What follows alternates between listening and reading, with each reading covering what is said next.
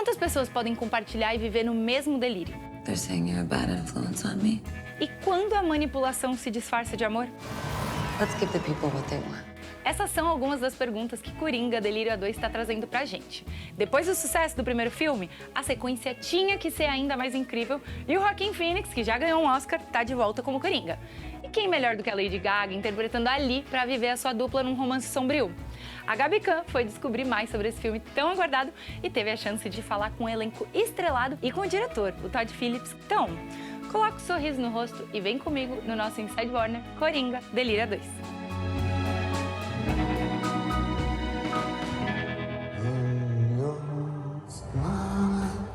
When I first saw Joker, for once in my life, I didn't feel so alone anymore. You can do anything you want. Showtime. I find very hard to describe how I feel towards Arthur while I'm watching him on film. Where did you find empathy for him when building him in first place? He's done these things that morally you don't approve of, but you still felt like a connection to him in some ways. Tell me about that. You just put it in the best words possible. I think that's it. I felt So just you like felt the like jury. I don't know how. conflicted? Yes, Felt- there you right. go. And, Yeah. I think that's the way it's supposed to be from the film, right? Yeah, and I mean, honestly, I think part of this film is exploring the conflict that he feels as well, and what he feels about himself. Part of what's interesting, the first film, he's so desperate to be heard. He finds that he's talking to anybody that will listen, and no one does until he screams and commits this act of violence. And I think this film, this film is many things, but one element is him coming to terms with that. But really, it's through warmth and romance and the promise of love that he starts to examine himself in a different way. I want to see the real you.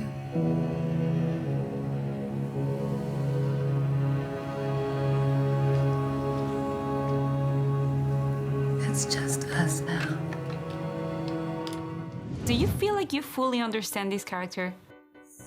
I don't need to or want to. I mean, I try not to impose too much, right? It's part of, for me, it's like an experience that I'm having. I am free!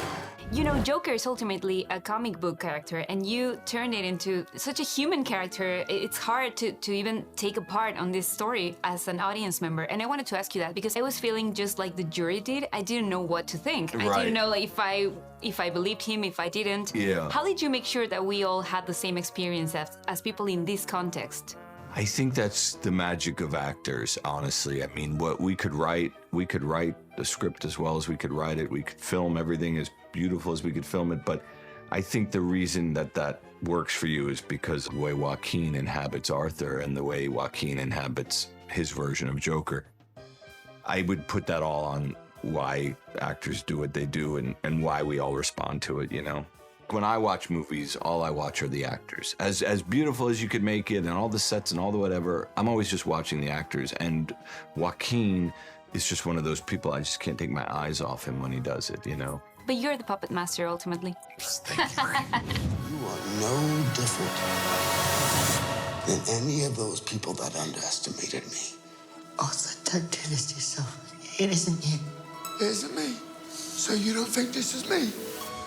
Well, maybe you don't know who I really was. You know, I know that it was very important for you to understand medication, and we went from an unmedicated Arthur to a medicated one. Did that change in any way your approach as an actor to this character? He seems kind of void of any feeling when we first see him. And you understand that his days have become very rote and lifeless. And certainly the medication is a part of that. And then there's a moment where you see the first glimmer of life come back, and it's when he sees Lee. I feel like music says so much about the people who sings it and creates it, and I also feel like that's the same case in this film. So what do you think is what these songs say about Lee's perception of life and love? You know, these songs for sure have a very special meaning to my character. And, you know, each song was like perfectly chosen to express the moment and to add complexity to the film. She's just trying to understand how to be happy. And I think she sees all of her joy and any potential for like true bliss in her life to come from Joker and to come from somebody that other people don't believe in, but like she believes in him just fully. And I think that the music then is used as a way for her to connect to that feeling. It's kind of fantastical thinking of the first movie and everything Arthur went through and where we start the second film. The circumstances are so wild that, you know, it really takes a lot for this woman to love him the way that she does. And you see that, you know, you feel it in the music and you see it in what it's done to her. Can you tell us a little bit about how these songs describe the way, especially Arthur, perceives life and love? To me, in the first film, one of the things Arthur and I really talked about early on was this idea that he has a music within him, that even though he's left-footed and sort of out of step with the world, there's a romance inside of Arthur, even in the first film. You know, it's kind of illustrated when he dances in the bathroom, if you remember, or when he's dancing down the stairs at the end of the first film. So really for us, it was like taking that idea a step further, that if he met somebody, if there was love in his life, maybe instead of that music being within him, that music comes out of him. And it was kind of that simple. And I love that you had musicians on set. We did, because we wanted to do it live and we didn't want to dictate the sort of tempo that these guys sing at, meaning Joaquin and Gaga, so we kind of wanted it to be as loose as it could possibly be.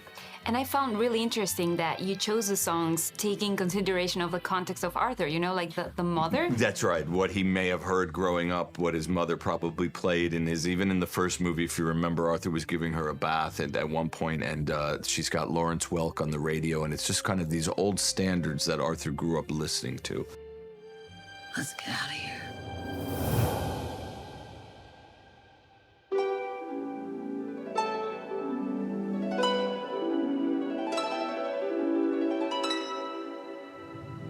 Delírio 2 é um termo que fala sobre duas pessoas compartilhando o mesmo sintoma psicótico. O novo lançamento da Warner Bros. Leva a gente de volta para Gotham, onde o Arthur Fleck está prestes a ser julgado. E entre as suas personalidades fica essa dúvida que o júri precisa decifrar. Quem ele realmente é? Se ele for só um menino traumatizado, a pena pode ser mais leve. Mas, se ele for o Coringa, que é um assassino sem piedade, a conta vai ser mais alta. E não é só entre o júri que ele difere opiniões. A sua advogada e o seu interesse amoroso, ali Quinzel, têm uma opinião. A sociedade tem outra. E você, de que lado você tá? They're sending me home. Why? They're saying you're a bad influence on me.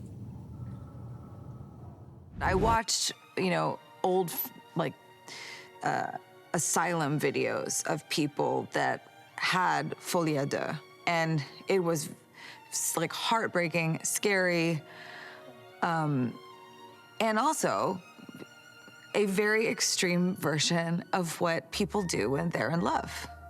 They will defend each other. They will say, his dreams are my dreams. When we are in love, sometimes we will do, you know, insane things. And so folie deux to me is just an expression of love. And I think it's used in an interesting way in the title of this film to sort of, you know, beckon the question, like, what is insanity really? And aren't we all a little bit insane? I'm nobody.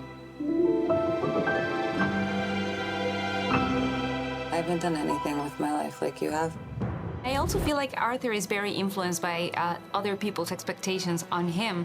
So I wanted to ask you, from this character's point of view, but also from your artistic point of view, how does that affect people, like trying to please other people?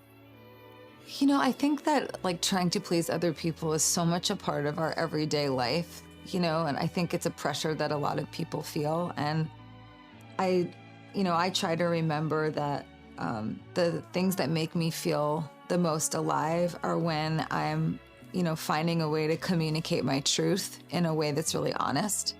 So I think it's kind of impossible to avoid, you know, being in a way that, like, other people will admire you for, but I think the ultimate freedom is being yourself. But, Lee, my character, she very much wants Arthur to love her. So I think that, what you're saying is actually really relevant to her as a female character. It's kind of like constantly thinking to myself, what would make him love me in this moment? What would he like?